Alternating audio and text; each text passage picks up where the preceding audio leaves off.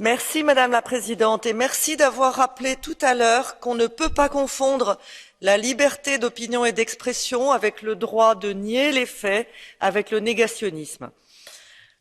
En Europe, il y a ceux, ils sont nombreux, qui pensaient que jamais Vladimir Poutine n'attaquerait l'Ukraine. Comme si 140 000 hommes massés à une frontière, cela pouvait être du bluff. Le problème que nous avons eu, ce n'est pas la qualité du renseignement dont nous disposions, puisqu'il était public. Le problème que nous avons eu, cela a été notre incapacité à penser l'impensable depuis le confort de notre Europe en paix. En Europe, il y a aussi ceux, et j'espère qu'ils sont honteux, qui ne voulaient pas livrer d'armes à l'Ukraine parce qu'ils pensaient que l'armée ukrainienne s'effondrerait en 3 jours. Certains ont changé d'avis, mais ils ont fait perdre du temps, un temps fou. Aujourd'hui, il faut poursuivre, il faut accélérer, car si les combats sont peut-être moins intenses à l'ouest, l'enfer du Donbass est loin d'être terminé.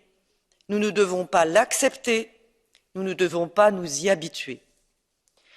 Et puis il y a ceux, et parfois ce sont les mêmes, qui attendent une escalade supplémentaire de la part de l'armée russe pour accroître encore les sanctions.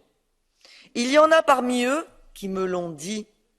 Il faudra un massacre pour qu'on en fasse encore plus. Alors je leur demande de nous dire comment s'appelle ce qui s'est passé à Boutcha, les rues jonchées de cadavres, de civils les mains attachées derrière le dos.